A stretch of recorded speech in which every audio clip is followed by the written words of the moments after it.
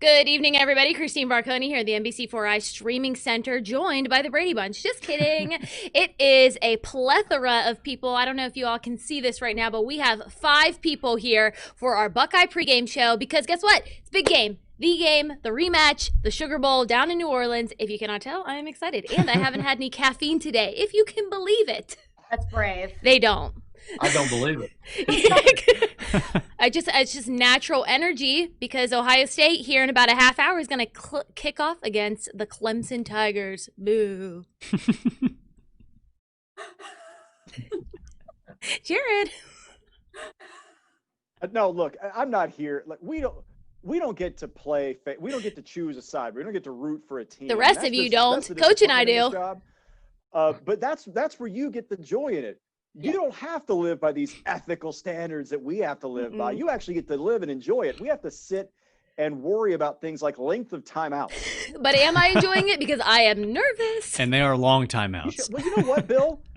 How do you feel right now as a man who cares deeply about Ohio State, coached the Buckeyes for years, played for the Buckeyes? How nervous are you tonight versus how nervous you were a year ago? Well, first of all, as a coach, we have no ethics at all. So, that sounds like a Dabo quote. I'm fired up. That sounds like a Dabo Sweeney that quote. That was rude. I'm fired up. When Dabo speaks, I get mad. So I'm ready to go. He is so unlikable. I cannot wait for the game to start. I'm excited. I really am excited because I think we are underestimated by a lot of people. And I think, I look at the roster, I look at the lineup.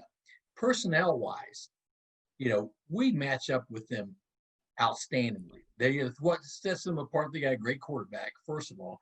And the other thing is, they have more games under their belt, which can be a good thing. Where it showed up this year, surprisingly through this COVID deal, is that they went through their COVID things the early part of the season.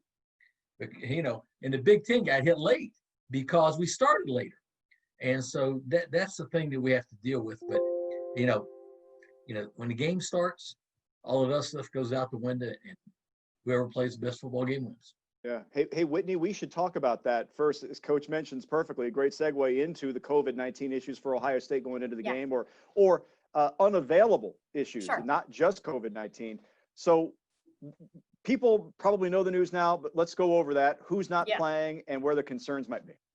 I mean, the first name that really sticks out to you is Zach Harrison, just because the Buckeyes are really going to need a pass rush. So to lose a guy like him is going to be really hard. And we'll talk about what they might do instead in a bit. Harry Miller, offensive line. I mean, you never want to see an O lineman go down, especially when these guys have played together so much and that chemistry up front is so good. And then the other name that really stands out is Master Teague. But I think after the Big Ten championship, does it stand out so much? I don't know. I don't know, because now Trey Sermon knows he's the guy. There's no question. He's the starter. So there's no doubting or anything there. And we've seen when he is the main running back, the featured back, well, he's been pretty good.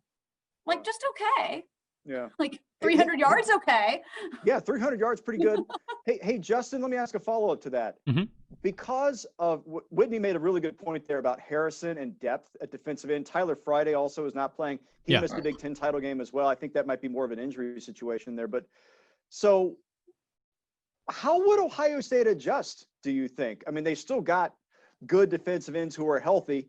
Jonathan Cooper's playing, Tyreek Smith is playing. Javonte Jean-Baptiste is playing. So they've got guys, but I mean, they need a lot of people, I would think, to keep the rush consistent against Clemson. Yeah, and I think it starts with the versatility they have at the linebacker position. You look at a guy like Baron Browning, he can really play any spot that you ask him on that. And also Justin Hilliard, maybe one of the, if not the most athletic players in that linebacking core, so he can slide down on a few plays. I think they're going to keep Pete around the middle because someone has to be there, because you have to respect Trevor Lawrence's running ability. Last year, he ran for like 90 yards. He had a 67-yard run for a touchdown last year. Ohio State pretty much bottled up Travis Etienne. He only had 40 yards on 10 carries. Probably have more today, but you have to respect Trevor's running ability. So you'll slide some of those guys around, but you'll keep Pete right there in the middle. Coach, what do you think? Go ahead. Well, I think, first of all, you're going to have to look at your scheme coming in this, because you do like fresh bodies. And Larry Johnson, he'll know which ones to put in at the right time. But it would not shock me if you see 4 outside linebackers on the field at once. I think you can play Hilliard and also play Browning. And now you can go to more of a 3-4 look instead of a 4-3 look, and be able to bring those guys off the edge a little bit, because you're going to have to bring a 4th guy from somewhere. And it might be an extra linebacker out the middle. It might be one of those edge guys coming. But the key to this game is we got to keep Trevor Lawrence off balance by coming after him. That's the only way you keep a quarterback off balance, is you come after him in various ways. So, the coaching staff, has known what to do for a couple of days. So I'm sure they've got something worked up in relation to the scheme, but that's what I do. So we're just watching Whitney, sorry, go ahead, Jer. No, Whitney, you're going to make a point? Yeah, I was going to agree with what Justin said, because you're not just having to spy on Trevor Lawrence and Etienne. Yeah, he'll take some handoffs, but last year he really hurt in the short passing game. Now, I'm not talking necessarily dump offs, but screens and those outside passes. And so that's where the linebackers are really going to have to be set in their gaps and in their discipline. And so you don't really want to move a Werner or a Borland, because they're going to have to watch for that, as well as the regular run game that will come at them. And to that point, he's 3rd in the team in reception. So they obviously go to him a lot in the pass game. He had 90 yards and 2 touchdowns against Ohio State last year in the pass game. So that's a great point, Whitney. Taking a look here at some Twitter tweets that we're seeing here on Facebook, tweets that we're seeing on Twitter. Looks like Justin Fields does have his right thumb wrapped up after he suffered a sprain during the Big Ten championship game. Has they talked about that at all? And what has Justin said about his ability going into this game?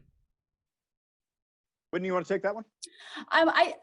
Whenever we've asked about it all week, the only answer we've really gotten is he'll be ready Friday. We don't know what ready is. I mean, we've gotten he'll be ready Friday. I think that beyond that, the knowing what's going on with his thumb, one of the best things for Fields is Chris Olave is back. Yes. And that is kind of I don't want to call it a security blanket, because that sounds so patronizing, but it is a level of comfort. He knows where he's going to be. They work well together. And man, if there's someone on this team that wants to make up for last year, it is Chris Olave. He's going to be motivated to have one of his best games ever tonight. Bill, let me ask you a question related to that. We talk a lot when we build up to these games. We spend so much time focused on the quarterbacks, not just because it's the glamour position in college football, because so much really does ride on their performance. And when you look at a game like this, quite obviously, when the opposing quarterback is one of the better quarterbacks to come out of college in decades and the likely number 1 pick, what pressure does that put on Justin? I mean, realistically, Coach, because in the back of his mind, he's been playing Trevor Lawrence since he was a fetus.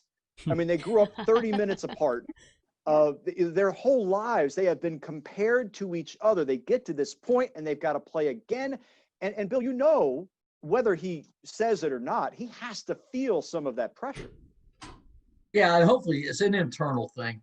And he can't let it show to his teammates. It's got to not be a pressure situation for him. I think he is more focused on winning the football game than winning the stat battle for himself. I really believe that. And I think what we'll find out early in the game, if his hand is an issue, throwing the football, I think we'll see him on edge more option run pass to the outside. If he can throw the ball effectively with Chris back, Olave back, I'm not so worried about the rush. And this sounds goofy, but it's not goofy. The straight rush of the front of Clemson, they're young guys. And I think we can do a pretty good job protecting them. We always can keep a back end or a tight end to help the protection-wise. If he can throw the ball effectively, I think you'll see him more sitting in the pocket, stepping up and making the throws than getting on the edge. A lot will depend on that hand. Yeah. Here's a curiosity, Justin. When you look at the season for Justin Fields, look, he's made his remarkable plays. His completion percentage is up above 70%. The best of the quarterbacks actually remaining in the Final Four. He's had one of those years that when you look at the numbers, gives you the impression that he's been what you would expect. But when you watch the game and you watch him play ranked teams, he's 2 touchdowns, 5 interceptions in those games. And there were times in those games you just wondered if he really did have a great command of what they were trying to do offensively. He could make a mistake and then come back and fix it, But boy, you don't get many of those opportunities when you play Clemson. You don't. And I think he had to go through those learning pains to get to where he is, because last year he had a 40 touchdown to 1 interception ratio, the best ever in college football. So he obviously went into that game not having that experience of having a hiccup, and then he threw 2 interceptions against the Tigers. Obviously, the last one, a miscommunication with Olave. But to have those games against Indiana where you throw 3 picks and you throw 2 against Northwestern, I think you need to have that because it kind of humbles you. And it reminds you that I can't be making these mistakes against a team of Clemson's caliber, because if I do, even one of them can turn into a disaster for Ohio State. So I think he needed those games to be where he is today. I think he's going to learn from those, and I don't think he's going to make a mistake. And he just has to remember, at the end of the day, if it's not there, don't force it. I think 3 of those picks are just because he was scrambling, try to get rid of the ball instead of going down. If he has to, go down, take the sack, or just throw the ball away. Hey, Christine, I've got breaking news for you. The Alabama bloodletting is over. Oh. So we finally know, after all the drama of the Rose Bowl, that Yes. Alabama has beaten Notre Dame. Oh, they're going to the 31-14. national championship. What a shocker. Boy, I It's tell a you. holiday tradition unlike any other. Notre Dame getting waxed in the playoff. Well, you know what's amazing about that? Did you see that, Whitney, today about the history going back to 1998? They've played, I think, 6 BCS or New Year's 6 bowl games. I didn't realize And that was they've that been- many. Yeah, they have been outscored by a total of 144 points. Good grief. I have a New Year's tradition myself. It's whoever Alabama is playing on New Year's Day, I am the fan of the other. So I feel bad for the Irish. Sorry. I just know one thing: there's a lot of sad leprechauns walking around tonight. That's right. That's right. And by the way, if you see a leprechaun walking around tonight, I don't know. If you see a leprechaun walking around any night, give him a hug.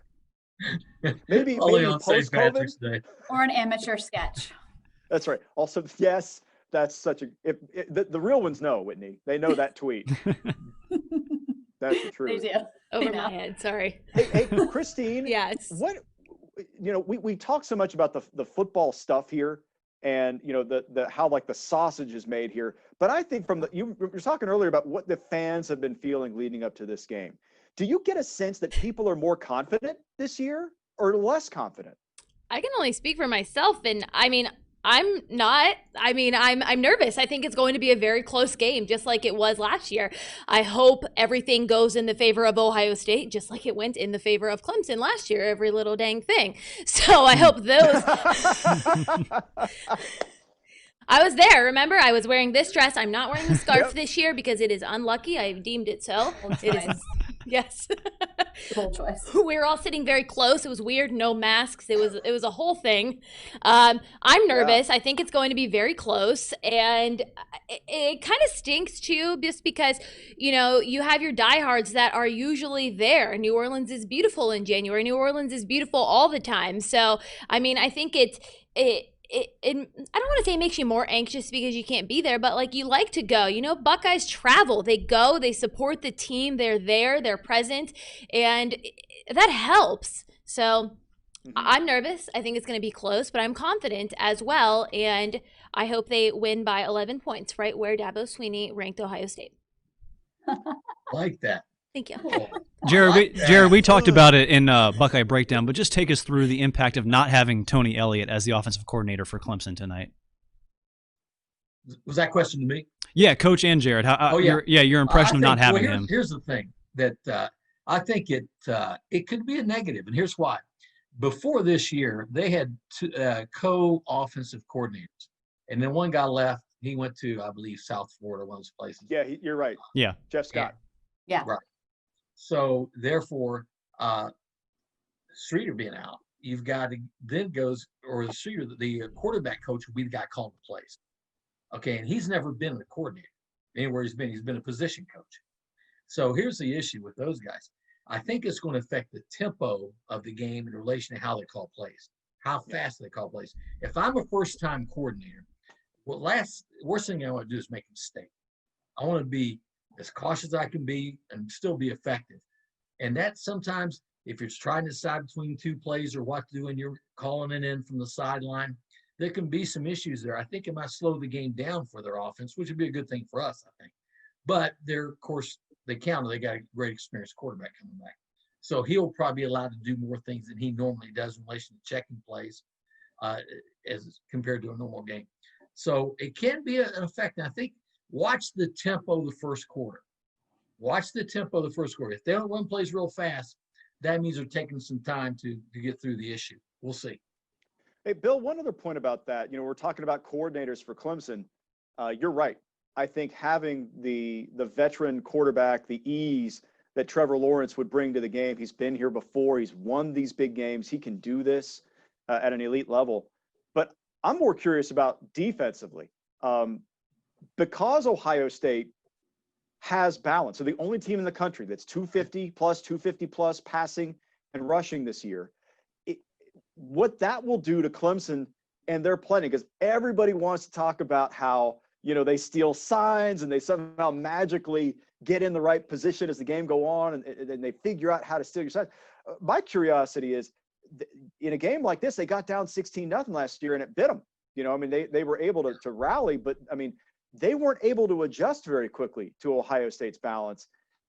I don't think Clemson can afford that tonight, frankly, because with the offensive line that Ohio State has and their ability to lean on you in the third and fourth quarter, I wouldn't want that if I'm Clemson, Bill.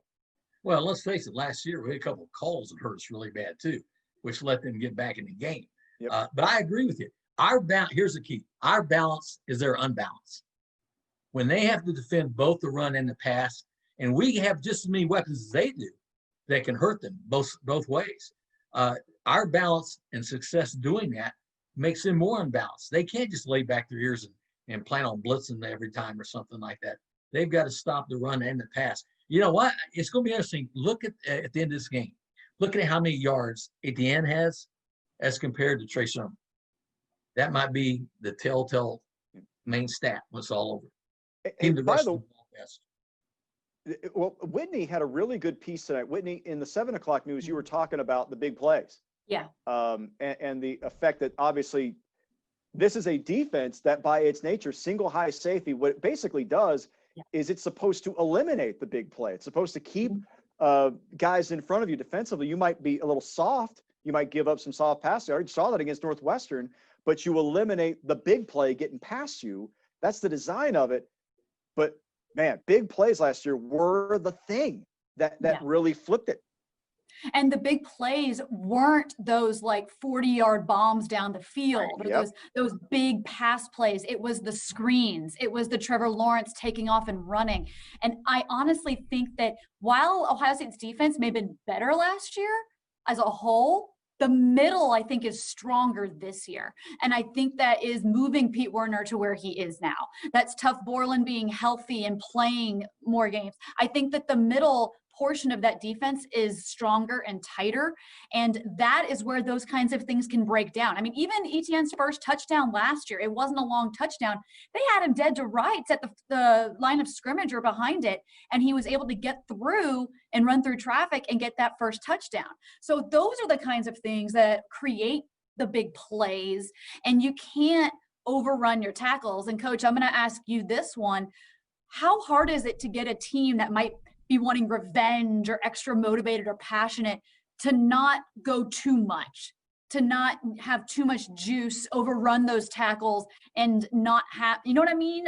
To me, that seems like it could be a challenge to get a team to kind of stay within itself. Yeah, I think a very good point, Whitney. I think early in the ball game, I think you'll see some of those things happen just because you got so much adrenaline flowing and things like that. That's when you see a lot of those tackles early in the game. Everybody's just fired up to make a play.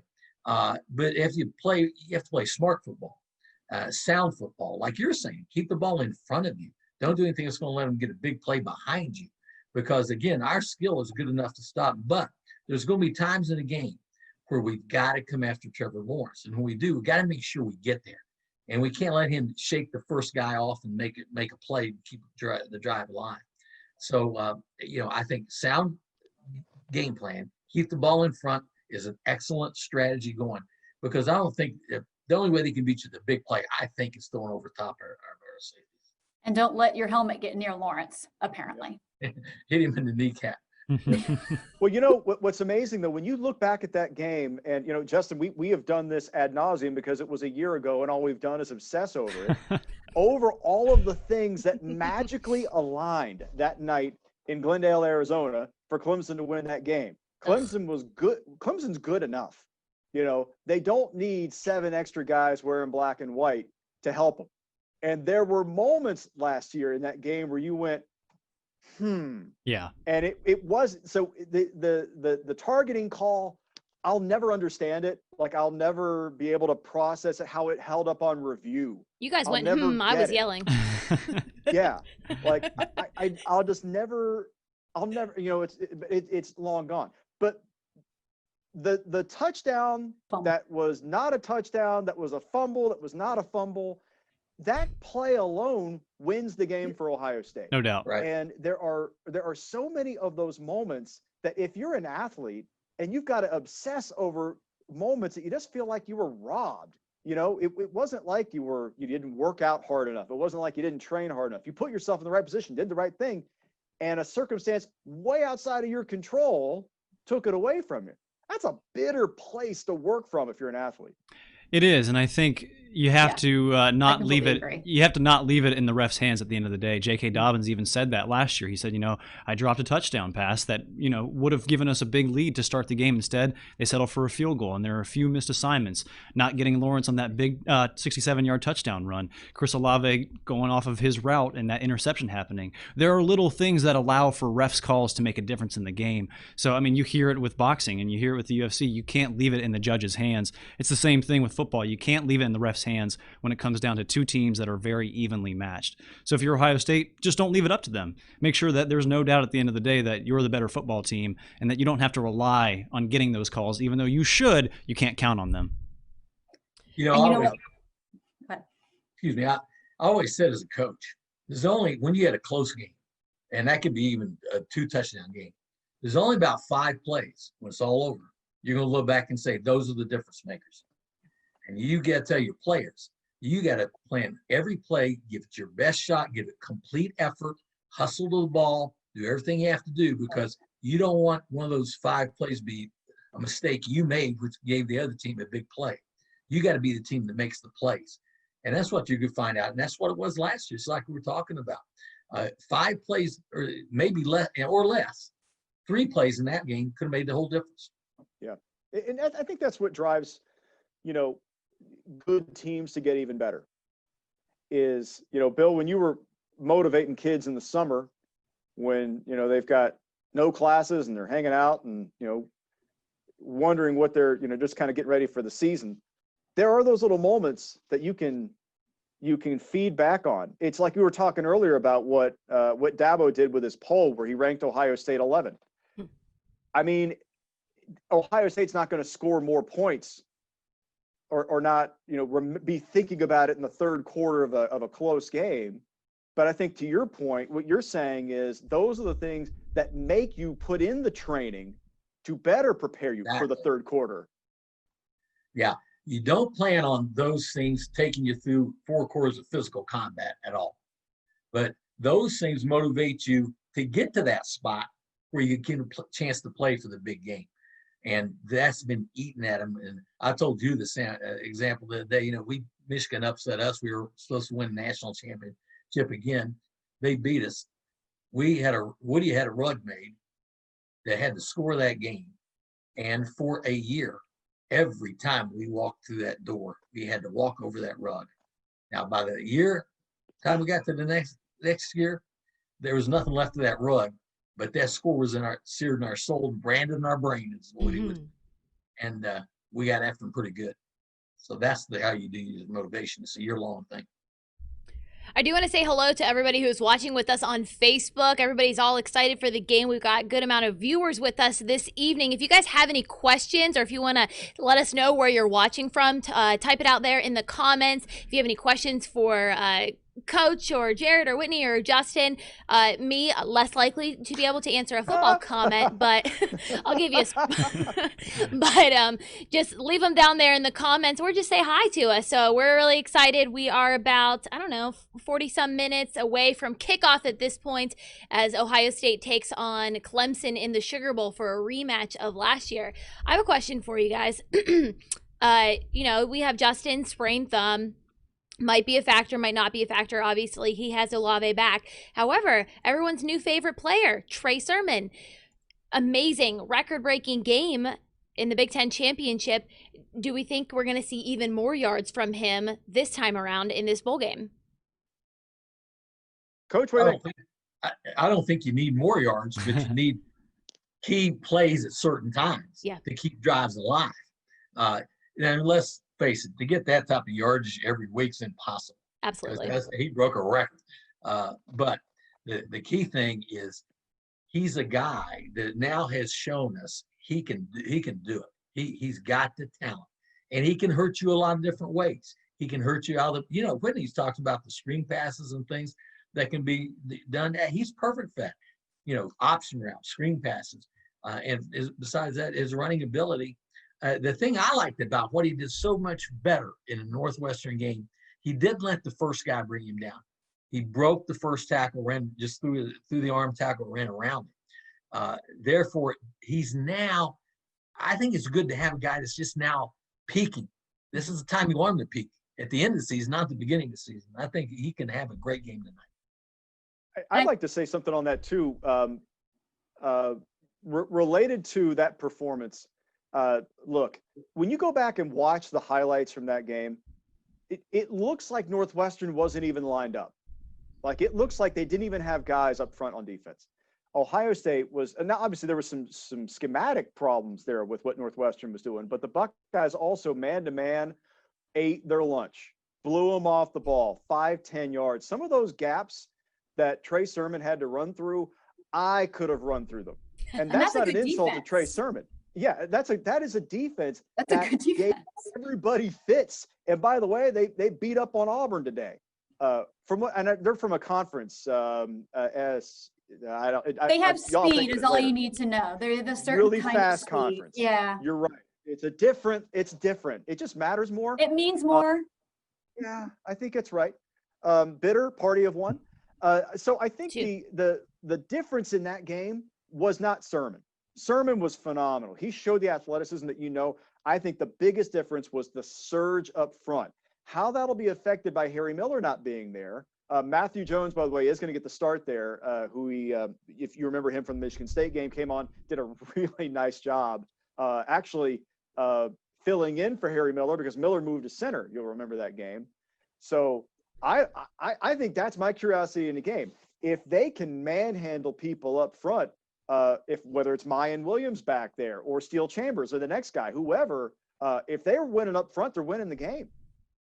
And I think that's so important in the red zone because that was, we talked about, point opportunities missed last year. Twice the Buckeyes were on the 5 or closer and had to kick a field goal. That's 8 points. That's the game. So where Trey Sermon could be really big isn't even as much the yardage like you brought up, Christine, but just getting in the end zone when they get down there in the red zone. They've got to, if you get inside the red zone tonight, you got to capitalize. You got to get 7. I'm really looking forward to seeing what he can do. Yeah. And Jones he's 6'5", 340. He's no little guy. So yeah, and those you called talk about the gaps. Those weren't gaps. Those are valleys that we created because. Here's why. When you have superior linemen beating on you for 3 quarters, by the 4th quarter, you're ready to go to the locker room. You're tired. A lot of that was fatigue on the part of Northwestern. And Ohio State. What's funny is I think back to the Michigan State game this year when they had 3 starting offensive linemen out, the center, obviously, and both tackles. And you're like, okay, how are they going to make this work? Well, as it turned out, the line they brought in included DeJuan Jones, who is one of the biggest players in the Big Ten. And then the line actually got bigger per man because Max Ray at tackle is bigger by actually quite a bit than Nicholas Petit-Frere.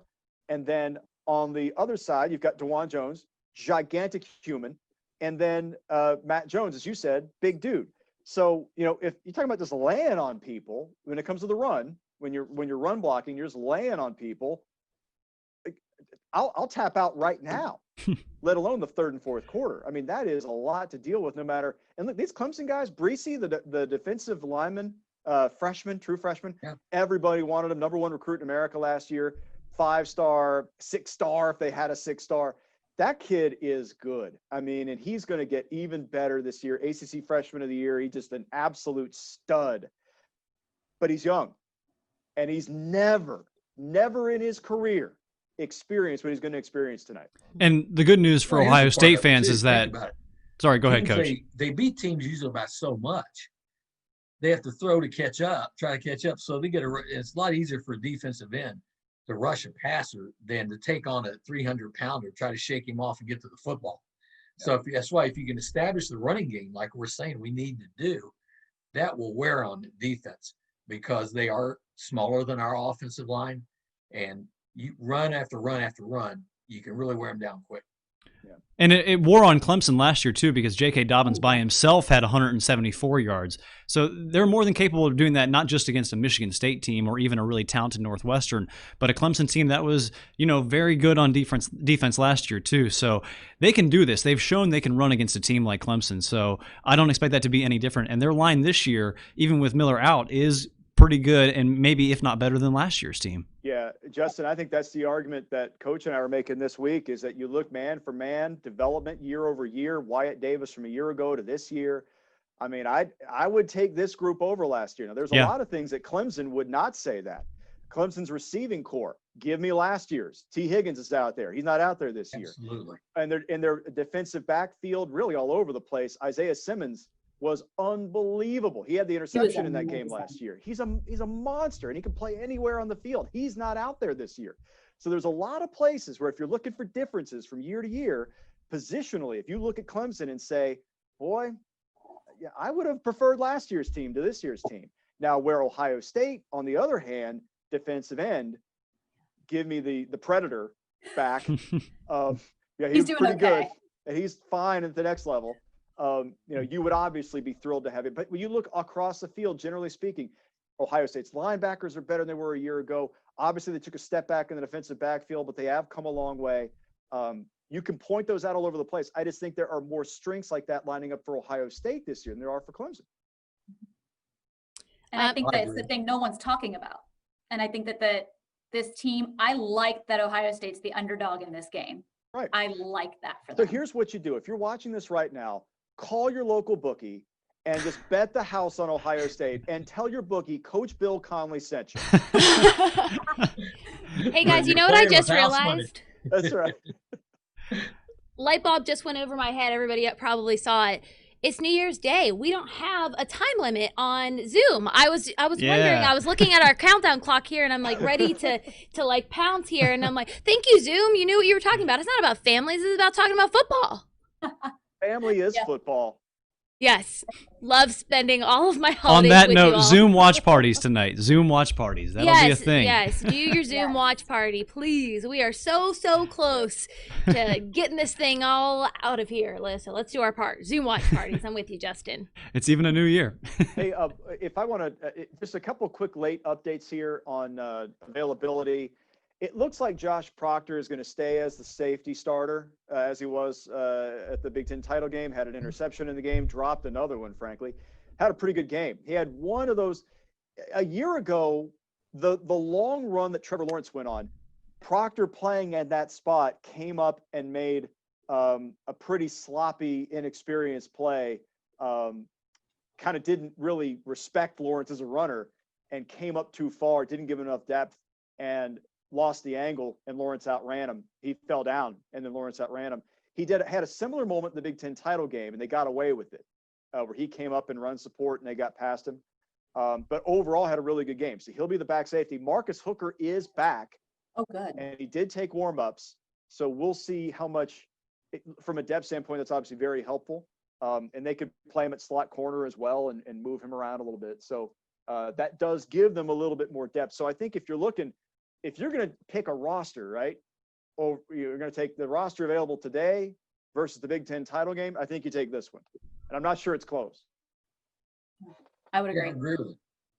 And I think that even goes for Master Teague being out. You don't Well, want him to be out Sermon because he's a power back. But when you look at Trey Sermon, he's done better this year without Master Teague on the field. He gets a little bit out of rhythm when he's had to split carries. So I think it's a bummer for Ohio State fans to not see Master Teague, but it may be almost a blessing in disguise. Well, in terms of this game, yes. I think you're right. I think you want Master Teague on the field because I love him when he gets past the initial line of scrimmage and linebackers and defensive backs have to stare him down. That's a frightening proposition. He's a bull in a china shop. His issue has been more with vision, finding holes, hitting him with some quickness. But, I love him as a player. I think Mayan Williams has been a bowling ball and has been awesome to watch when he's gotten in the game. He looked great at Michigan State. So I think that's a pretty exciting, opportunity for him in his career if he gets some reps in there to spell Sermon.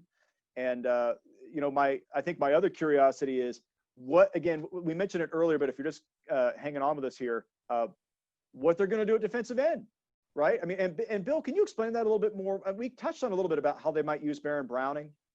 Explain how that works, basically. If you kind of shift to more of a 3-4 style because they're so deep and so good at linebacker, could that potentially make them more susceptible to Travis Etienne running the ball? Or does the 3-4 defense actually help you in terms of closing gaps and make it more difficult? Well, I don't think it's a big advantage that way, one way or the other. The advantage it gives you is it puts some doubt in the offensive line's mind. Where's the next guy coming from? Yeah. Because he can come from anywhere. If it's a 4-3, you got a guy lined up on the edge. He's basically going to come or loop inside, and that's what he does. But now you've got 4 linebackers. You can send 1 of them, 2 of them, 3 if you want to, more likely in the red zone than anywhere else. But you got a more variety of things you can do with them. And you can man a guy up on the tight end and send another linebacker. It gives you a wide variety of things. The reason a lot of teams don't do it, because that guy is a lighter guy, and if you have a strong running attack, it's easier to get up on the second level linebacker. But that's not Clemson. They're a more spread type of offense anyway, do different things, different formations, but it does give you a variety of things you can do. It's tougher for the offense to figure out, especially offensive line pass protection. Which way are you going to turn the protection? And when you got linebackers all over the place, you got to make a decision which way you're going to turn the protection. It's not an easy thing to figure out. We've talked about some of the guys that aren't going to be in this game, but I think a big guy who's going to play tonight, we can't forget about the punters. We can't forget about Drew Chrisman and the fact that he's going to be back. Earlier this week when we were on our All-State Sugar Bowl conference calls, Sean Wade told me that he thinks this could come down to special teams. So, I mean, how important would it be to have, a guy like Chrisman, if you get stopped and you're, we couldn't get past, well, he can pin Clemson back there. And then, hey, if somebody, picks 6, an actual fumble that's called correctly for a touchdown, who knows? I mean, that sort of thing could happen. And we've seen Chrisman set that up before this year. You know what? Drew Chrisman better punt well because Zach Hoover last week kicked butt. Yeah, that's true. He was really good. He's the best backup punter I've ever seen in my life. He was really good. Trapped him inside the 5. Drew's got to fight for his job tonight. Well, and here's another important thing too, is possessions, the number of possessions you walk away with points. And if it means a field goal instead of a touchdown, you need every point in this game, every point. Yeah. And you look at what happened in Cincinnati. The guy kicks a 53-yarder to win the game, for Georgia, which it's just a shame that happened. So everybody's got to be, snaps got to be good. Punts got to be good. Placement of the kickoff has got to be good. All those things are important. Big return on the punt game or the kickoff game. So, hey, before we wrap up here, Christine, I want to go around the horn here. I just wanted to get a thought on if you want to pick a key player for Ohio State tonight, because last week, if you go back and look before the Big Ten championship game, if we had done the same thing, if the 5 of us were sitting around and saying, let's pick a player of the game for Ohio State, I sincerely doubt anybody would have said Trey Sermon or Justin Hilliard. That's why I said everyone's new favorite. That's right. So let's go around the horn here.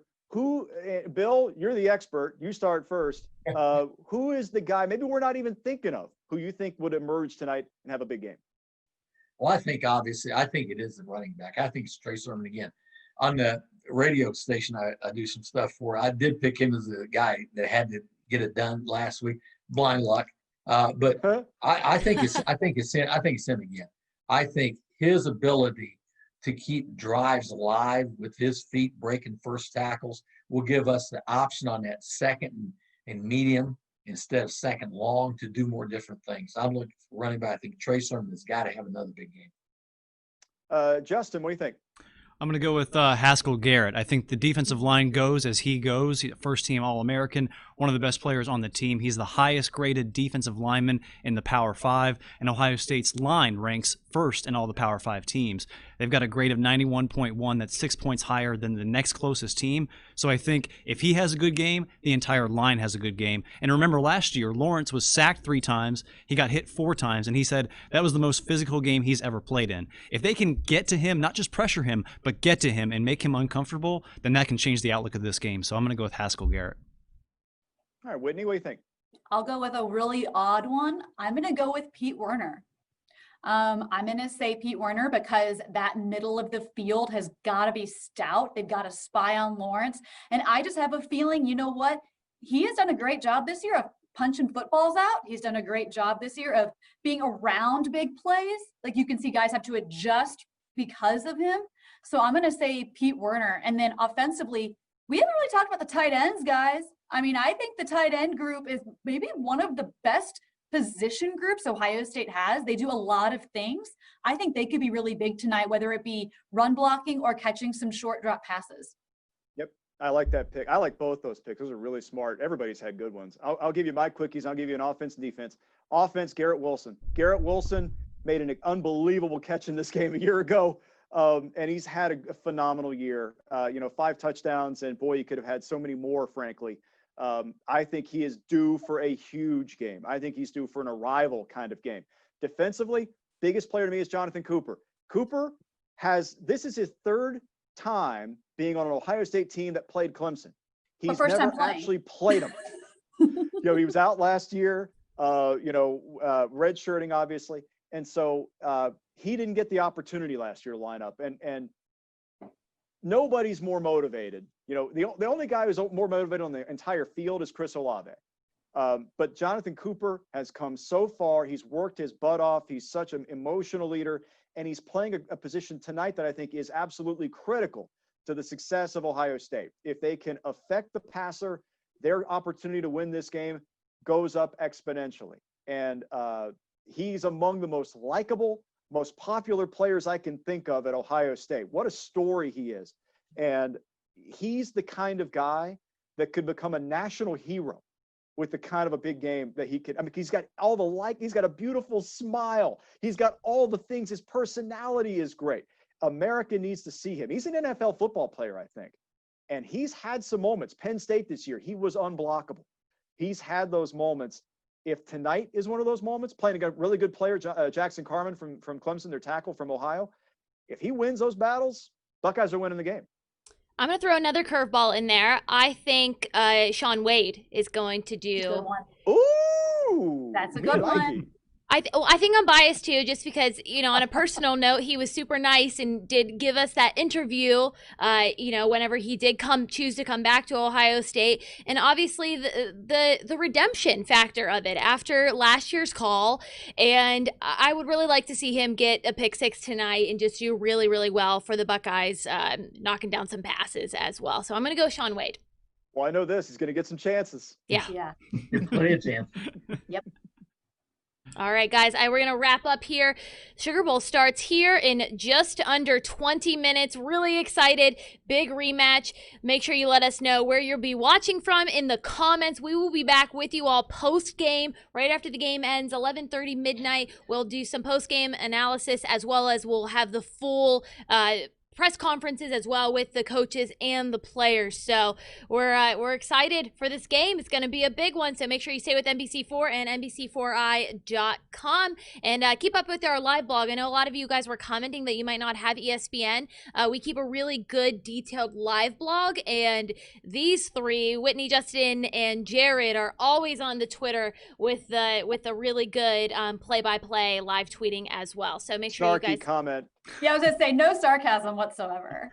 No, I mean I like it. I'm a big fan. No, I meant from us. I meant from us on Twitter. Oh yeah, no. Hey Bill. Queen Yeah. Witch. Bill, by the way, I'm Yes. glad you're not active on Twitter, because I'm afraid Twitter's a loaded gun, man. If you got mad during a game, oh, whoa, I don't like that. Yeah, you can only put so many asterisks on Twitter, you know. Right. No, you're allowed to swear on Twitter. I'm not. You are though. To quote Alexis from a TV show, I love that journey for you. I love that journey for you. Jinx. All right, guys. Jared. If you know, you know. NBC4i.com. Aren't you glad that Zoom didn't have a limit tonight? So much of us. You know what this is? What? This is the NBC4 version of CNN last night with Anderson Cooper Oh, I watched that. and Andy doing shots every 3 minutes on live television. That's our equivalent of that, just minus the fuel, Listen. if you will. I am a multi-talented journalist. I am waiting for Columbus to get its own version of Real Housewives, and I'm going to bring one of you guys back here so you can sit here and field questions from the peanut gallery, and I'm just going to give all of my analysis and just hot takes all day. I'm here There for you it. go. Thanks. Here for it. All right. Watch. All right, guys. We'll see you later. Go back. All right, go Bucks. Let's go. Win a game.